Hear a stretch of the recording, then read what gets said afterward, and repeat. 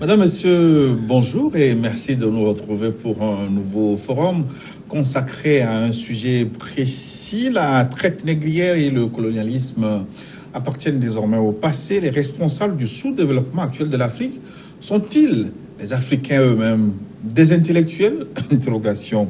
L'Afrique vraiment malade de ses intellectuels, c'est le sujet de cette semaine et nous avons invité trois personnes ressources pour en parler. D'abord, le professeur Magloire Kwakovi. Professeur, bonjour. Bonjour. C'est un honneur de vous avoir de nouveau avec nous. Vous êtes philosophe. Oui, de formation, disons, depuis 1968. Ça fait un bail. Donc, vous aimez beaucoup la sagesse, la connaissance. Sagesse et amour, ça ne va pas de pair, mais j'apprécie la logique dans la philosophie. C'est notre instrument de travail. Avec vous, Raoul Kwaku Satonji. Monsieur Satonji, bonjour. Bonjour. Monsieur Satonji est psychologue clinicien. Tout à fait. Que fait un psychologue clinicien? Un psychologue clinicien, c'est un spécialiste des processus mentaux. Il étudie comment l'individu pense, sent et agit. Et également, il traite quand l'individu est confronté à des problèmes et à des difficultés. Voilà brièvement ce que c'est qu'un psychologue clinicien. J'ai entendu dire plusieurs fois que les Africains sont forts mentalement et qu'ils n'ont pas besoin de psychologues, qu'eux-mêmes ils sont des psychologues dans la peau. Est-ce que c'est vrai? Il y a les faits et ce que l'on observe au quotidien dément cela. Ils ont forcément besoin de psychologues au regard des problèmes auxquels les individus sont souvent confrontés. La problématique de pouvoir se réaliser soi-même, de pouvoir accomplir un certain nombre de choses, de pouvoir se surpasser, se dépasser et tout ça. Et donc cela témoigne de ce que l'Africain a besoin d'un psychologue. Mais cela dit, c'est une question de pratique, parce que dans la pratique africaine, il y a des psychologues déguisés. Et donc, cela dit, on ne peut pas a priori affirmer simplement que le psychologue clinicien le psychologue en général n'est pas utile à un Africain. Voilà, donc c'est un peu sur cet aspect que je voulais vous prononcer. Et vous venez de publier, je viens d'avoir le bouquin sous la main, Les chemins de la réussite par le comportement. Raoul Kwaku Satonji, on aura l'occasion de reparler de ce bouquin. Le troisième invité, Dr Alassane Gobi, bonjour. Bonjour. Dr Alassane Gobi, vous êtes consultant en entrepreneuriat, expert coach en politique de développement. Vous dirigez le cabinet AG Plan Consulting. Oui. Merci d'être avec nous. C'est moi qui vous remercie. Ouais. Alors, l'Afrique vraiment malade de ses intellectuels, c'est le thème central. Je voudrais avoir votre représentation de l'intellectuel, surtout dans le contexte africain. Quand on parle d'intellectuel, à quoi cela renvoie, selon vous, professeur Kwaku? Bon, je pense que ça renvoie à tout, sauf les études, les diplômes et les lunettes. Ah bon, c'est plutôt le contraire, non? Non, pas du tout, parce que pendant très longtemps, on a cru que celui qui a fait de grandes études et qui a des lunettes est un grand intellectuel. Or, aujourd'hui, les enfants ont les lunettes à la maternelle. Ils ne sont pas pour autant intellectuels. Donc, à partir de là, dans nos réflexions, j'ai pris la définition qui dit que l'intellectuel, c'est quelqu'un qui met son intelligence au service du vrai, du beau et du juste. C'est très circonscrit, mais ça vaut son pesant d'or. Parce que si vous dites que l'Afrique est malade de ses intellectuels, vous allez chez mon voisin de droite. C'est parce que les universitaires ont eu peur des militaires que nous sommes hélas là. C'est comme ça. Donc vous dissociez intellectuel et diplôme. Hein? Bien sûr. Et au Bénin, ils ont trouvé une très belle formule que j'apprécie. C'est l'intellectuel communautaire. Une personne qui, dans son milieu, maîtrise son environnement et tous les problèmes qui s'y posent. Donc, ce n'est pas une affaire d'école, ce n'est pas une affaire de diplôme. Monsieur Satonji? De mon point de vue, l'intellectuel, c'est tout individu qui représente un métier de la pensée. Et à partir du moment où c'est un individu qui représente un métier de la pensée, Et donc, le champ de l'intellectuel est élargi. Il n'est pas simplement réduit à ce que nous appelons ceux qui ont un niveau d'instruction, bac, licence, master, doctorat et autres. Il n'en est rien. Un artisan est un intellectuel, un artiste est un intellectuel. Et nous avons des intellectuels endogènes, des intellectuels communautaires. Nous avons des philosophes intellectuels, nous avons des journalistes intellectuels. À partir du moment où l'individu se préoccupe d'une question ou d'un problème de sa localité ou de son environnement, il réfléchit positivement et pose des actions conséquemment par rapport à cela. On a alors en face de nous un intellectuel, un bon et un vrai. Comme le dit le professeur, qui réfléchit, qui fait du bon, du beau, et qui est du juste et orienté surtout vers le progrès. Voilà, et ce que moi j'entends par la notion d'intellectuel, ça n'a rien à voir avec le niveau d'instruction. Et donc, il faut en tenir compte. Est-ce que c'est ce qui doit être ou ce qui est? Parce que quand moi j'entends parler des intellectuels autour de moi, ça ne concorde pas avec la définition que vous donnez là. Je pense pour ma part que bien souvent l'on se trompe parce que ce sont des standards, c'est des clichés que l'on a pu inculquer d'une manière générale aux Africains, que celui qui est intellectuel, c'est celui qui porte des lunettes, costume, cravate et tout ça, qui a une belle voiture, qui est capable de s'exprimer forcément correctement en français et qui a un niveau d'instruction donné. Et dans ce lot de personnes, il y a des intellectuels. Mais il y a d'autres catégories d'individus qui sont de véritables intellectuels qui contribuent effectivement au progrès. Et donc, à ce niveau, on ne peut pas donc dire que ce cliché que l'on a habituellement est toujours le même. Il faut déconstruire et ce mensonge politique. Docteur Gobi, est-ce qu'on peut être intellectuel sans avoir été à l'école, comme on dit entre guillemets? Oui, je crois. J'apprécie beaucoup leur développement parce que ils ont parlé de façon générale, c'est-à-dire ils ont touché tous les aspects. Parce que quand on parle de l'intellect, l'intellect fait appel à la connaissance. Si la connaissance, nous savons que la connaissance est à tout le monde et tout le monde est appelé à réfléchir. Que vous ayez fait des études universitaires ou pas, vous avez une part de responsabilité au niveau de la réflexion.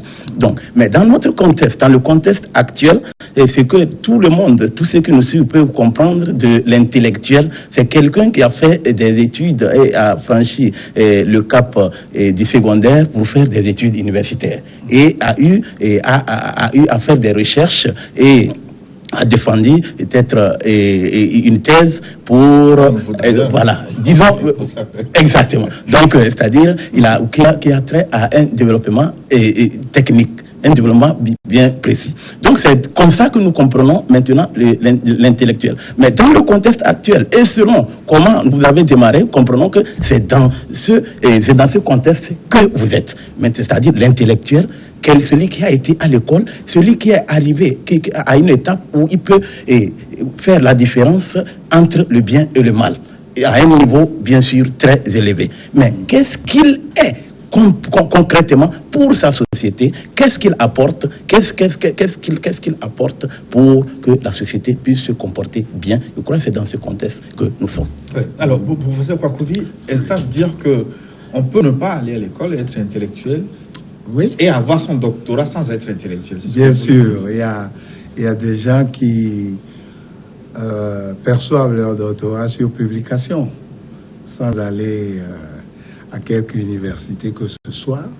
Et quand vous prenez l'histoire des inventions scientifiques, ce n'est pas nécessairement ceux qui ont été à l'école qui inventent les choses. Donc, la définition exemple, même de l'intelligence est très complexe. Ouais. Celui qui s'en est approché le plus s'appelle Jean Piaget. Ouais. Lui il doit le connaître. L'intelligence comme une adaptation permanente. Capacité d'adaptation. Voilà. Donc, lorsque vous prenez un universitaire africain qui est inopérant pour son pays, c'est que, il n'a pas pu s'adapter à son milieu. Et j'ai toujours critiqué les collègues qui pensent qu'en allant dans un gouvernement, ils vont apporter leur pierre à la construction du pays. Ça, c'est archi faux comme thèse. Monsieur Satondi, vous parliez tantôt d'un mensonge politique en relation avec la représentation sociale qu'on a de l'intellectuel. Qui a provoqué ce mensonge? D'où vient-il ce mensonge? Je pense que le mensonge vient des premiers instruits, des premiers Africains qui ont eu un niveau d'instruction et donc qui se sont installés dans les pays à des positions données et qui sont arrivés quand même pour maintenir leur position à faire croire à ceux qui étaient là qu'ils n'avaient pas la capacité donc de réfléchir, d'agir et d'apporter des résultats probants, des résultats pour leur communauté.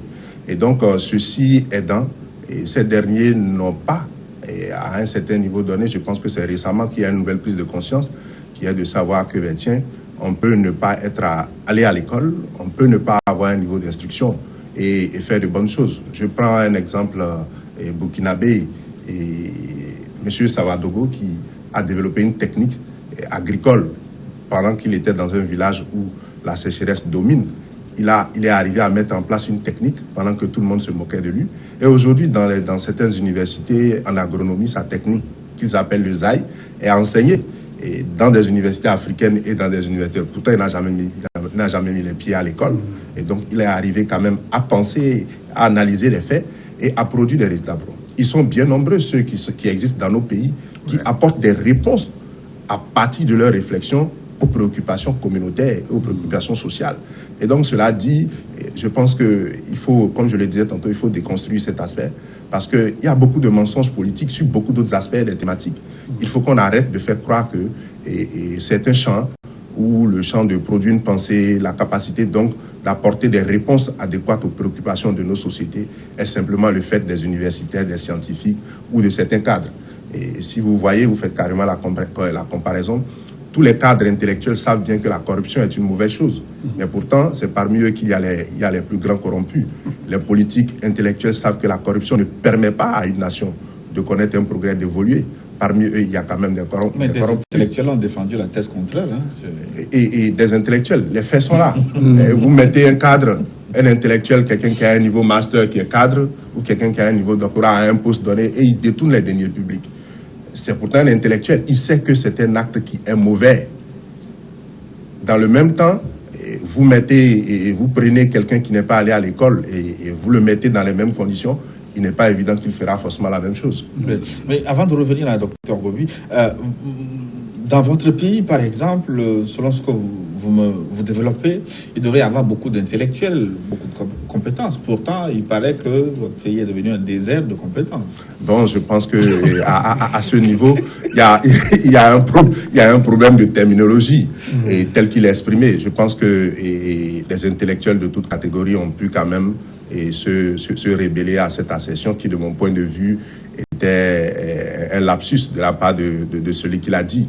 Et donc, il n'y a pas de désert de compétences, notamment dans les pays africains. Il y a plutôt une autre problématique dans les pays africains. Celui de faire croire aux gens qu'ils ne sont pas capables d'évoluer dans cet environnement et que cet environnement n'est pas porteur de progrès.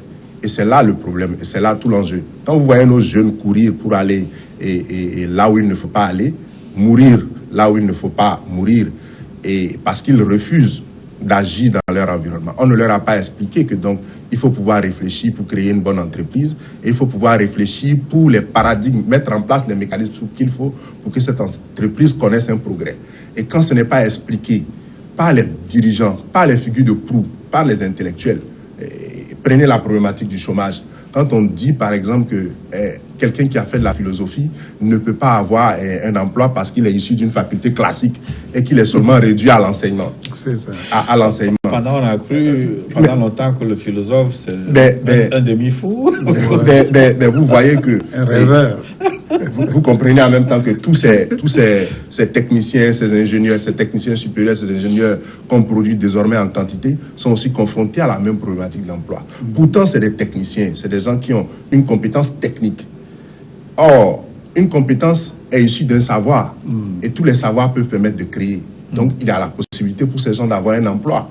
Il suffit simplement de leur expliquer comment s'y prendre, mais nous ne le faisons pas, parce que nous maintenons nous-mêmes une certaine couche dans certaines dispositions, dans certaines conditions, pour pouvoir rester ce que nous sommes. Parce que s'ils comprennent davantage, et du coup, ils peuvent nous confronter Et dans cette confrontation, il n'est pas évident que nous puissions continuer à rester dans l'espace où nous sommes. Et c'est bien dommage que cela soit ainsi. Docteur Gobi, comment se fait-il que beaucoup, on le savoir, mais n'arrivent pas à créer? Je vous pose la question parce que vous enseignez l'entrepreneuriat, vous accompagnez les jeunes à créer. Pourquoi beaucoup ne le font pas? Oui, c'est quoi l'obstacle? Merci beaucoup. Je vais revenir un peu sur la politique dont ceux qui ont précédé ont parlé. Et vous savez, la politique est une fonction très très difficile, délicate, voire dangereuse. Vous savez, la politique peut vous faire détourner vos objectifs. Parce que quand on rentre en politique, parce que les politiciens, moi je les respecte et parce que je sais à peu près ce qu'ils vivent. Parce que la politique n'est pas toujours dans le lent de suivre et la direction du vent. Le politicien, c'est celui qui sait dévier, qui sait se dissocier de la direction du vent qui émerge. Et ce travail n'est pas un travail facile, mais pour que quelqu'un soit technocrate, il n'a pas besoin forcément de s'aventurer vers la politique. Donc, je vais revenir maintenant à votre question. Et cette question qui parle de pourquoi les intellectuels, ce qu'on attend d'eux, ils ne produisent pas. Mais c'est tout à fait normal parce que nous avons, depuis un certain moment, même je peux dire, depuis l'origine, resté sous un certain nombre de personnes, d'États ou de continents. Si je veux parler du Togo, nous sommes sous la France. Et quand nous avons cette science de la France, nous avons comme métropole, c'est-à-dire tout ce qu'on nous a inculqué, on ne nous a pas appris nous-mêmes à créer. Et nous avons des besoins. En fait, normalement, quand c'est le besoin qui fait créer. Mais nous avons des besoins. Pourquoi nous ne créons pas? C'est parce que nous n'avons pas l'esprit. On ne nous a pas, dès le bas âge, inculqué l'esprit de création. Parce qu'il faut créer. Et quand il y a le besoin, on crée pour soi-même, on crée pour la société, parce que ce qu'on aurait créé aurait servi à faire des emplois. Donc pour vous, le facteur est exogène, hein? Oui, bien sûr. C'est l'étranger, ça vient de l'étranger. Oui, il y a cela, mais quand même, ce n'est pas parce que quelqu'un est venu dans votre maison pour vous abrutir que vous n'allez pas faire tout pour émerger. Pourquoi on ne fait pas tout pour émerger? Oui, je vais vous donner tout de suite ici deux exemples qui vont vous, c'est-à-dire qui ne nous font pas, qui n'encouragent pas et qui ne permettent pas à la jeunesse montante vraiment de prendre un bon élan. Je prends l'exemple, par exemple, vous pouvez parler de l'entrepreneuriat. C'est dans ce sens, parce que de nos jours, ce n'est pas tout le monde qui comprend aujourd'hui le vrai sens des formations.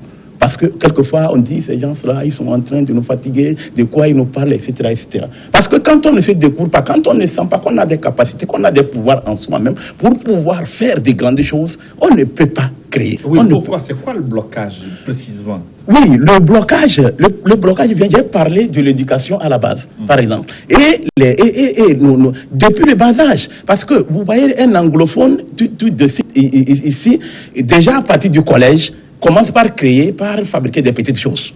Il est dans la dynamique de la technologie. Mais le petit Togolais n'a pas la même conception, ne voit pas les choses de la même manière. Mais si je vais revenir, je voulais parler des exemples. Nous avons des agronomes chevronnés, nous avons des médecins partout, quand des institutions et à l'étranger, des institutions internationales ou partout. Ils sont très bien appréciés. Ça veut dire que c'est des cerveaux. Les Togolais sont des travailleurs. Mais vous imaginez, nos agronomes, les gens qui ont fait des études, de hautes études, et savent comment il faut développer la terre pour que cela puisse donner de la richesse. Parce que de nos jours, les États-Unis d'Amérique et autres, et le Canada, c'est la terre qui fait leur richesse. Mais le Togolais, vous le voyez, qu'il est aujourd'hui un agronome, est en train d'enseigner. Un agronome, il est à Lomé ici, il est en ville. Est-ce qu'un agronome, il y a les terres, nous avons des espaces un peu partout, qu'ils peuvent aller exploiter pour pouvoir produire de grandes choses. Les Chinois viennent ici, si nous prenons Corvier, que ceux qui sont allés faire là-bas, un Togolais peut être en mesure de le faire chose s'il a un accompagnement. Professeur Kwakouvi, il a évoqué le colonialisme, pour résumer les choses, comme étant le facteur principal du malheur de la nonchalance, de la léthargie des Africains à créer, à se prendre en charge.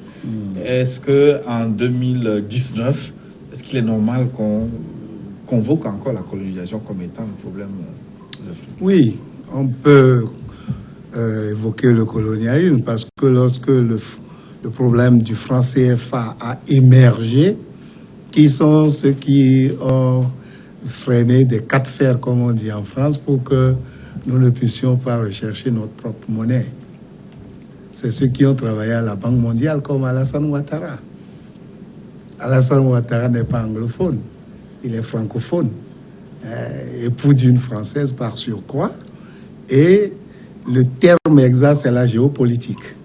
Cette géopolitique-là ne peut pas aider l'émergence des intellectuels et les innovations. Exemple type, c'est Kako Nubupo, qui a été éjecté réglementairement de la francophonie pour ses opinions et ses idées. Ça, c'est un aspect du problème. Maintenant, la part qui revient aux Africains eux-mêmes, c'est les programmes d'éducation. Je comprends mal qu'un Togolais ne puisse pas savoir comment un avocat germe, toutes ces choses qu'on apprend à SVT. Et lorsque les gens arrivent devant vous après le bac 2, ils ont oublié tout cela. Qu'est-ce qu'une mitochondrie? Brouillard. Qu'est-ce qu'une dendrite?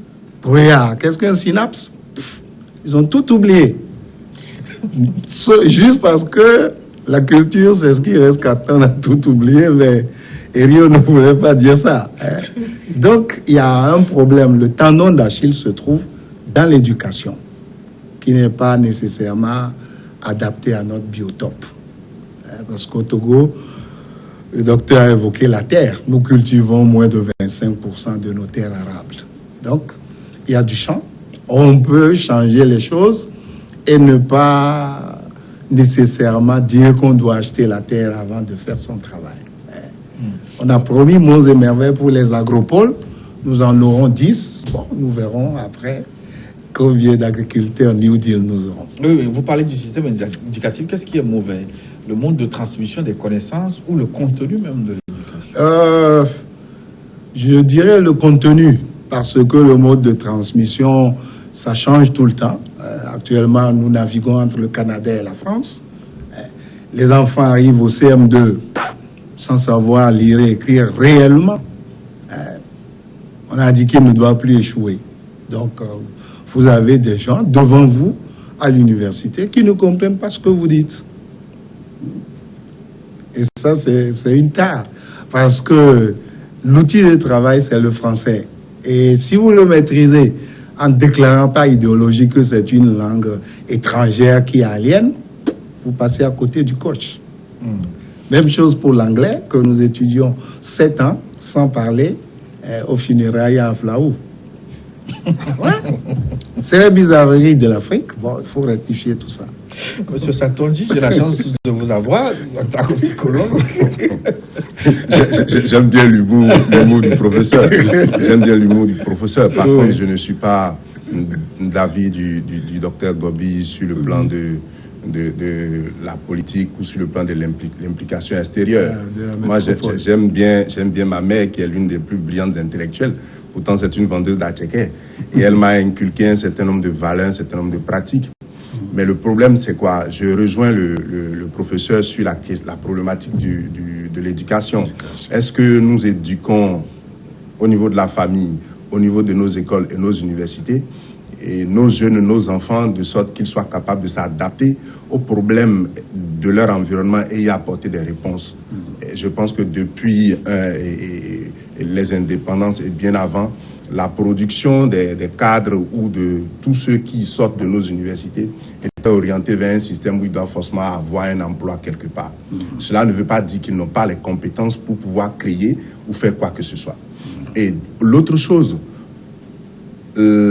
entreprendre ou faire quelque chose n'émane pas simplement de la compétence technique.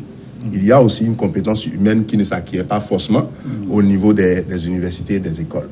Et la cerise sur le gâteau, quand vous prenez au niveau de l'entrepreneuriat, les meilleurs entrepreneurs ou ceux qui ont fait de grands succès en entreprise ou qui ont réussi leur entreprise ne sont pas forcément nantis d'une licence ou d'un baccalauréat. Et donc, il y a la capacité de création. Et sur la créativité, sur la créativité, je pense que nos jeunes enfants sont très créatifs. Ils naissent avec la créativité parce que l'intelligence a plusieurs compartiments. Et à l'environnement de valoriser certains, de permettre à certains de plus se développer pour. Si nous n'étions pas capables de créativité, capables de choix, capables d'avoir un penchant sur un champ donné, le professeur ne serait pas philosophe, je ne serais pas psychologue clinicien, vous ne serez pas journaliste, lui non plus ne serait pas docteur, entrepreneur, consultant et coach. Parce que nous avons des penchants à la base naturels qui nous orientent d'une manière ou d'une autre. Je n'évoque pas les questions de maladresse en termes d'orientation telles que nos systèmes éducatifs sont structurés. À comparer aux pays anglophones qui, à la base, essaient très tôt d'outiller le jeune apprenant à quelque chose de très pratique et très adapté à son environnement, ce qui n'est pas fait chez nous, mais de plus en plus, là, se fait. Et cela n'est pas mis en évidence.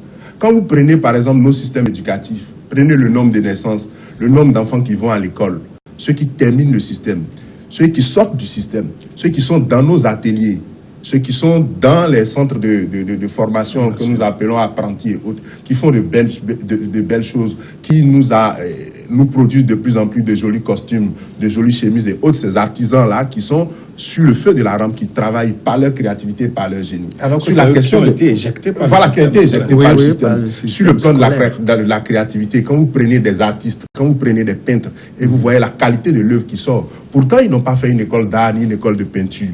Voyez-vous? Et donc, à ce niveau, je pense qu'il faut pouvoir expliquer aux gens qu'ils ont les capacités d'eux. Et que ce n'est pas forcément le système francophone ni anglophone. Parce que dans les systèmes anglophones, pour ceux qui ont fait des pays anglophones, il y a aussi de nombreux jeunes qui rencontrent les mêmes problèmes que les jeunes d'Afrique francophone. Mais à notre niveau, la prise de conscience n'est pas encore ce qu'elle devrait être. Parce que les discours tendent à faire croire que... Moi, j'ai de grandes filles, par exemple, qui sont en année universitaire, à qui je dis, tiens, et les filles, deuxième année licence, écoutez, pendant ces vacances-ci, je ne veux pas vous voir chez moi. Allez faire des stages, apprenez à faire quelque chose. Mais papa, on fait des stages dans quel domaine? Moi, j'ai fait droit. J'ai dit, je m'en fous. On peut avoir fait le droit et être un bon entrepreneur. On peut avoir fait le droit et avoir des génies dans de nombreux compartiments. Je pense que tu as les potentialités. 2 semaines après, elles ont toutes trouvé un stage, un petit job, sans que je les conduise à. Et moi-même, écoutez, je fais mes propres plans. En bâtiment, je fais mes propres dessins, mes propres plans, avant de demander à un technicien, un BTP ou un architecte. Mais cela, je l'ai appris dans le système francophone. La géométrie, les dessins scientifiques, les techniques. Et comment se fait-il que vous, ça s'est révélé chez vous? Vous écrivez dans votre cas, par exemple, notre environnement est le siège de tous les stimulés de réussite. Alors, si ça ne marche pas en Afrique, ça veut dire que l'environnement est mauvais. Qu'est-ce qui est mauvais dans notre environnement? Ah ouais, et quand je dis que l'environnement est le siège des stimuli, pour quelqu'un qui fait les sciences, il sait que si vous parlez de stimuli, il y a la quantité de stimuli qu'il faut pour déclencher un réflexe. Si vous avez un stimuli dilué, comme le dit Andrew, les Africains n'ont pas encore été suffisamment traumatisés pour comprendre qu'il faut qu'il y ait un déclic. Ah bon, parce que il nous en faut plus. Quand je parle, ils n'ont pas été suffisamment traumatisés. Ils ont été traumatisés. Vous prenez par exemple, je donnais l'exemple de mes filles qui savent que, tiens, on rentre à la maison, de toutes les façons, les soirs, à midi, il y a à manger, il y a tout, on dort tranquillement, il y a la télé, papa nous achète des téléphones, des iPhones et tout ça, sans leur demander en contrepartie une certaine contribution, une forme d'action. Dans la plupart des cas. On soutient même encore des enfants qui ont master, qui sont à la maison. On continue de leur donner de l'argent de poche, au point où ils ne se rendent pas compte par eux-mêmes qu'ils doivent se prendre en charge. Et c'est là que cela commence. Moi, à 10 ans, j'ai commencé par exemple à cirer les chaussures. J'ai commencé par cirer les chaussures. Ma mère vendait son attiqué. Mon père, qui était un peintre taulier, j'ai appris avec lui la tôlerie. J'ai appris la vulgarisation. Oui, et donc, pourquoi vous l'avez fait, les autres ne le font pas? Parce que j'ai suffisamment été... J'ai subi le trauma. j'ai subi le trauma. En fait, quand vous voyez, et vous êtes tranquille, pendant que vous êtes en sommeil, vous êtes tranquille, et un matin, on vous verse de l'eau froide. Quelle est votre réaction? Si on met une goutte d'eau, souvent, si le sommeil est trop profond, vous êtes dans une situation de confort, vous ne réagissez pas. Mais s'il y a une bonne quantité d'eau sur vous, vous vous réveillez en sursaut. Et ce qui se passe, c'est bien cela. Oui, il n'y a pas encore cela pour faire le déclic chez les jeunes Africains. Est-ce que c'est vrai? Est-ce que vous traumatisez vos apprenants quand ils viennent à vous? Est-ce que là, au niveau de l'éducation, de la façon de transmettre la connaissance en général, que ce soit au primaire, au secondaire ou à l'université, ou sur le plan formation ponctuelle que nous donnons, je ne sais pas. Et dans quel cas? Moi, je parle sur tous les plans? Formation ponctuelle. Oui, formation ponctuelle, non, mais il n'y a pas de traumatisme. Autrement dit, comment vous arrivez à réveiller le génie qui se trouve... Oui, c'est une vérité parce que nous l'avons vu qu'il y a des hommes et des femmes qui ont eu à abandonner dans la vie parce qu'ils ne se sont pas découverts. Ils ne savent pas qu'ils ont une identité, ils ne savent pas qu'ils sont importants. Parce que si je déplace un peu mes mots pour aller un peu vers la religion ou bien vers la Bible, le livre saint, parce que Dieu même dit qu'il nous a fait à son image, à sa ressemblance. Et que Jésus disait en temps dans la collaboration avec ses disciples, qui disait à ses disciples, ne savez-vous pas que vous êtes des dieux? Donc quand l'homme ne se découvre pas, il ne sait pas qu'il est important, parce qu'il y a d'autres qui démissionnent dans la vie. C'est comme les autres qui sont venus pour accompagner les autres sur cette terre. Donc cela leur donne de la paresse. Donc le travail que nous faisons est d'arriver à leur donner leur vraie identité, pour qu'ils puissent savoir qu'ils sont quelque chose, ils ont des potentialités, ils ont des pouvoirs, ils ont des qualités et des compétences pour pouvoir développer un certain nombre de choses pour eux-mêmes et pour la société. Oui. Monsieur Kwakovi, est-ce que l'intellectuel dont nous parlons, est-ce qu'il a une mission précise, une mission sociale, ou simplement il lui est demandé de se débrouiller? Non, tirer ses marrons du feu. Il a une mission sociale. En tant que francophone, je peux dire que à partir du XVIIe, XVIIIe siècle, avec la philosophie des Lumières, les gens ont fait quitter la féodalité en France. Les Robespierre, les Danton, les Condillac, les Voltaire, les Montesquieu et les autres, ils ont ouvert l'esprit des gens. Et je peux vous raconter que si, sur le campus de Lomé, qui était école du Bénin, nous avons eu un département bâtard qu'on a appelé FISA, philosophie et sciences sociales appliquées, c'est que idéologiquement, le pouvoir africain avait peur des sociologues. Et on a noyé les sociologues et les anthropologues dans la jupe de la philosophie. Mais chemin faisant, nous avons divorcé. Parce que quand vous prenez les Hegel, les Kant, les Rousseau, les Locke, les Berkeley, à commencer même par Platon et Aristote, l'idée politique a germé chez eux. Maintenant, quand vous mettez cela dans la tête des jeunes très tôt, vous en faites des rebelles et des anti-constitutionnels et des anti-régimes. Donc, la lumière dont on a parlé, c'est la rationalité. Et pendant très longtemps, on a cru que du fait qu'on est homme, on pouvait raisonner. Ce qui est faux, il faut apprendre à raisonner. Ce qui nécessite de la logique que nous avons dans nos prétoires. Si vous voulez savoir comment les Africains réfléchissent, allez à un jugement coutumier.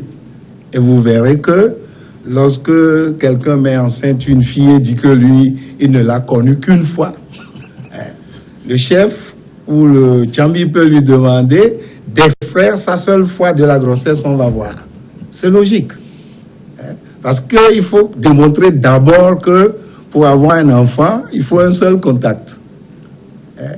Maintenant, quand vous ramenez ça dans la rationalité, il y a beaucoup d'autres paramètres. Parce qu'il y a une chance sur 3 600 000 spermatozoïdes que l'enfant vienne, statistiquement, etc. Donc on a eu ces idéologies-là qui n'ont pas permis à l'intellectuel d'émerger en Afrique. Lorsque moi je demandais une bourse pour la philo, le ministre de l'Éducation nationale de l'époque, dont je tairai le nom par charité chrétienne, m'a dit qu'il n'y a pas de bourse pour les philosophes. Pour développer l'Afrique, il faut des médecins, des ingénieurs. Des agronomes. Est-ce qu'il n'a pas raison Si on nous compare en matière de rentabilité, depuis que moi je suis au Togo, je crois que statistiquement, je suis devant beaucoup d'agronomes et beaucoup d'ingénieurs. Sans fausse modestie. À quoi vous mesurez votre rentabilité? J'ai formé des militaires, j'ai formé des policiers, j'ai formé des douaniers, j'ai formé des enseignants qui ont pris la relève dans le département aujourd'hui. Et je peux dormir tranquille parce que tous ces arbres-là que j'ai plantés avant de mourir me disent que je n'ai pas vécu inutile. Et ce ministre-là n'avait rien compris. Parce que lorsque le Togo a eu besoin des idéologies et des philosophes, je veux parler du parti unique et de son idéologie, on a vu le résultat. C'est une montagne qui a accouché d'une souris. Petit livre vert du RPT. Monsieur Satondi, est-ce que vous sentez en vous une responsabilité sociale, une responsabilité de mettre vos connaissances, votre savoir au service de la société? Tout à fait. Et je pense que quand vous avez un savoir ou une connaissance, que vous n'êtes pas capable de le partager ou de le rentabiliser de sorte qu'il profite aussi aux autres par vos réflexions et par vos actions. Et donc l'intellectuel, d'une manière générale, a forcément une mission sociale. Ce n'est pas pour rien qu'on reconnaît socialement certaines professions, certaines qualités à des individus. C'est la société accepte qu'ils ont fondamentalement dans ce champ de savoir-là le devoir d'agir comme cela se doit. Il se pose aussi maintenant le problème qui est la qualité de cet individu dans son action. Et souvent, on observe une certaine distorsion parce que vous prenez des médecins ou des infirmiers qui font ce qu'il ne faut pas faire. Dans le même temps, vous prenez d'autres qui font bien leur boulot. Pourtant, ils ont été formés dans la même université et potentiellement, ils ont les mêmes capacités. En leur décernant ce diplôme, on leur permet d'agir comme cela se doit. Mais pourquoi cela ne se fait pas? Et c'est une question de conscience personnelle. Et c'est là, en cela que je dis, l'intellectuel au niveau de sa pensée, qui peut être une pensée positive ou une pensée négative. Oui. Et donc, c'est le champ de qualité dont il fait la promotion qui détermine son action au sein de la société. Qui détermine son action au sein de la société. C'est pour cela que vous verrez que on a des magistrats corrompus, comme on a des magistrats intègres qui font leur travail. On a des avocats affairistes, comme on a des avocats qui font convenablement leur travail. Mais il y a rarement des philosophes corrompus, non? Non, le professeur ne me dira pas, le professeur ne me démentirait pas. Oui. Comme il y a des psychologues qui sont purement dans la manipulation des autres. Oui. Parce que connaissant le mode de fonctionnement, connaissant les techniques de conditionnement, au lieu d'aider les gens au progrès, ils contribuent à asservir les gens pour les mettre à leur service. Comme de plus en plus... Mais il y a rarement des journalistes corrompus, non? Non, là, il y en a en quantité. Et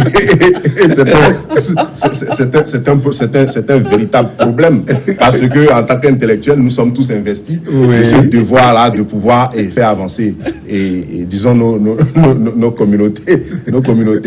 Et donc, les journalistes, il y en a en qualité, en quantité, en termes de corruption. Ah bon? Oui, en termes de corruption. Bien sûr. Parce que quand vous prenez par exemple dans nos pays africains, je sais qu'il y a la mode, comment est-ce qu'on peut prendre 10 quotidiens et qui ont en manchette le même titre? Ouais. Comme si eux tous, à la rédaction, la même nuit, ont traité exactement la même chose. Ouais. Il y a un problème. C'est grâce à Internet. Le même titre. Le même titre, exactement. Le contenu, vous le voyez, identique. Ils ont reçu les mêmes stimuli, donc. voilà, ils ont reçu le stimuli en billets, en billets et surtout en pièces, avec des coups de fil à n'en fini.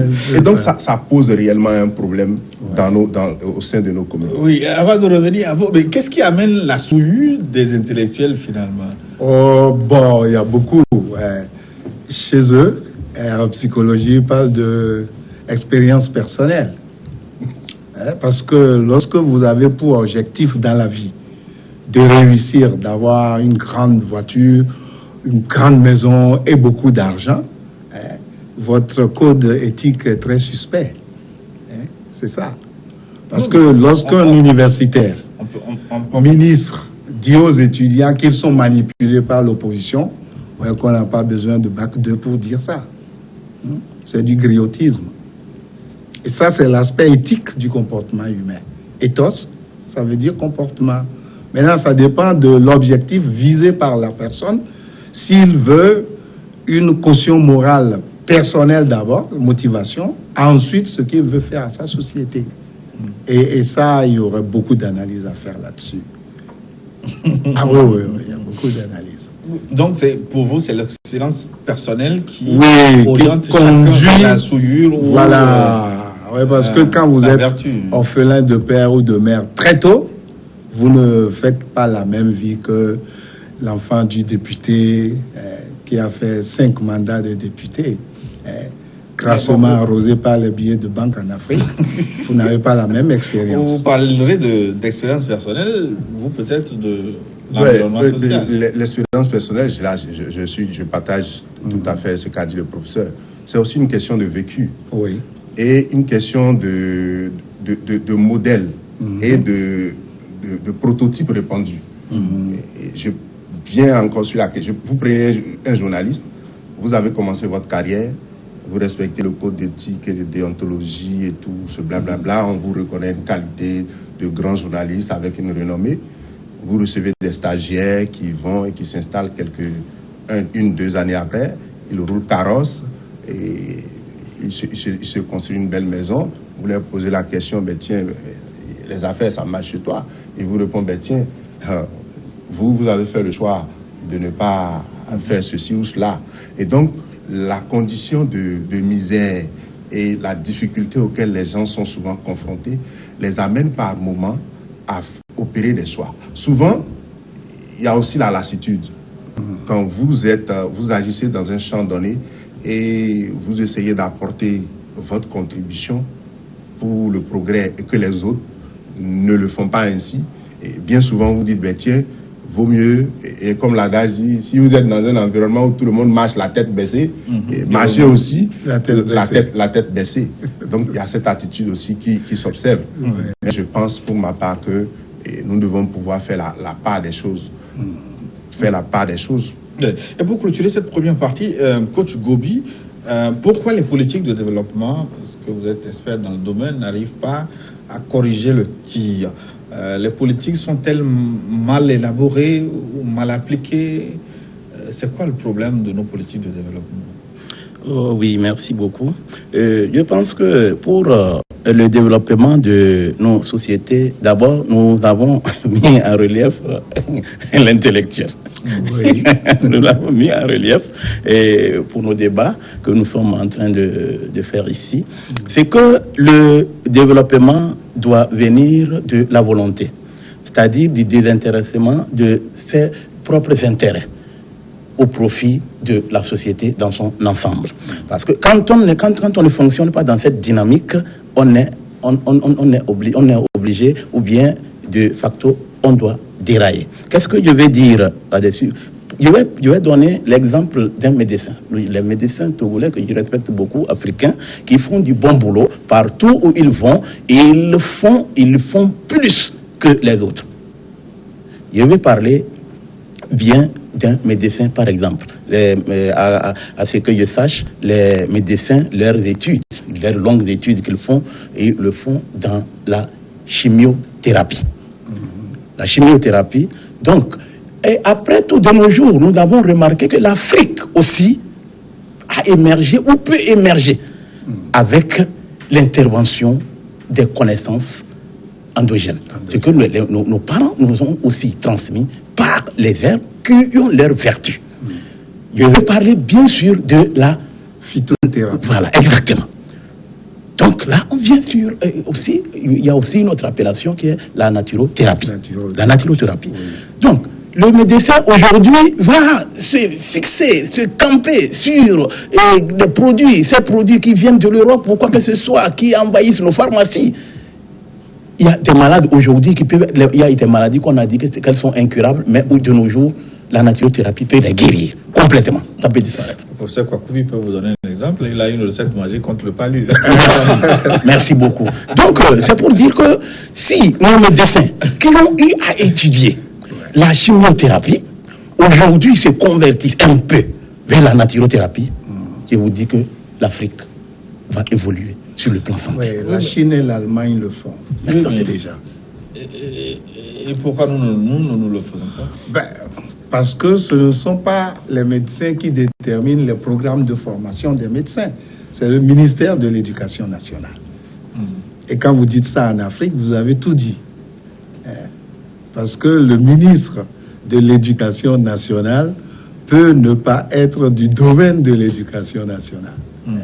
Il peut être nommé intuitu personae ou bien par népotisme. Alors, docteur Satongi, est-ce que vous tenez compte de votre environnement dans votre approche de psychologue clinicien quand vous consultez vos patients? Vous pensez quelquefois que le Kennedy ou autre chose avoir des influences durant ma formation, j'ai appris qu'il faut une compétence culturelle. Et chaque individu est unique et en fonction de l'environnement dans lequel il vit. Si vous n'avez pas la compréhension de son environnement, vous ne pouvez pas cerner le problème auquel il est confronté. Et donc, mon métier me l'impose. Je n'ai pas le choix. Je ne peux pas. Je sais que pour la plupart des Africains, si vous appliquez la psychanalyse, vous n'aurez forcément pas de résultat. Parce que l'Africain est beaucoup plus orienté vers le toucher. Et donc, très intéressé par la parole. Donc, il écoute bien un psychologue clinicien. Mais l'approche pour amener donc l'Africain, le Béninois ou le Togolais à régler un problème de comportement doit se faire en comprenant son contexte. Je consulte dans ma pratique, par exemple, quand vous venez me voir, moi j'ai mon obédience religieuse. Et je n'oriente pas forcément à mon obédience religieuse. Je pose mon diagnostic et je réfère quand c'est une orientation spécifique à celui qui s'y connaît. Et donc, dans ma pratique, je tiens compte de la compétence culturelle et de la réalité autour de moi et les problèmes qui se posent. Ouais, on va creuser davantage ce que vous dites. Mais là, on va marquer une pause pour une nouvelle édition du journal. On se retrouve dans une dizaine de minutes pour la seconde partie de New World Forum. À tout de suite.